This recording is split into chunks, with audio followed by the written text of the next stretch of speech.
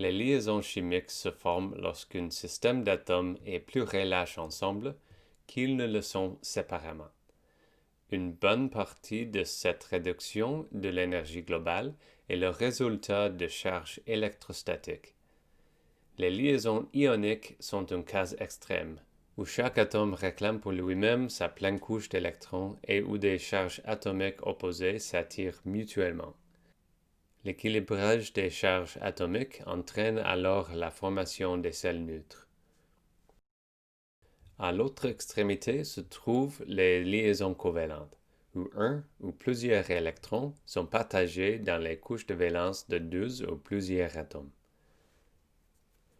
Comme cela augmente la densité électronique entre les noyaux chargés positivement, les atomes se rapprochent plus que s'ils n'étaient pas liés.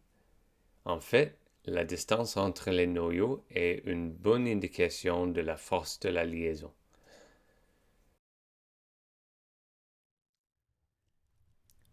Le processus pour construire des diagrammes de Lewis se limite à quelques règles empiriques fiables et à un processus algorithmique. Suivez le processus et vous obtiendrez une bonne approximation de la structure moléculaire réelle.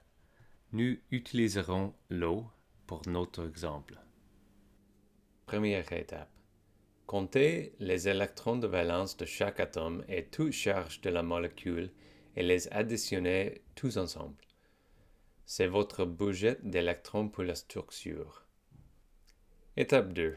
Identifiez l'atome central et les atomes environnants ou terminaux. L'hydrogène est toujours un atome terminal. Étape 3. Reliez tous les atomes par les liaisons simples.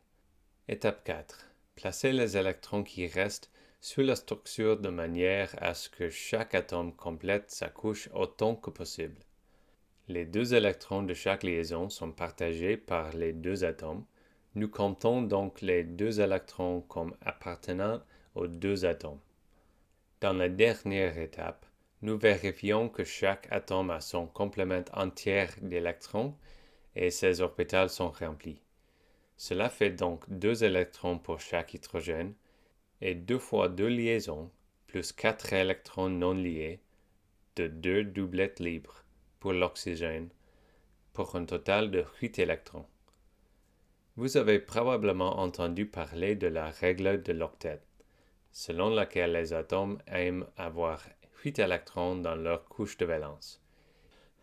Il s'agit d'une règle acceptable à suivre, et vous pouvez la confirmer en comptant le nombre d'orbitales de valence disponibles pour l'oxygène.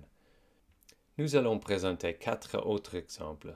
Comme la dernière fois, mettez la vidéo en pause à l'introduction de chacun d'eux, essayez-la vous-même, puis utilisez la vidéo pour vérifier votre travail.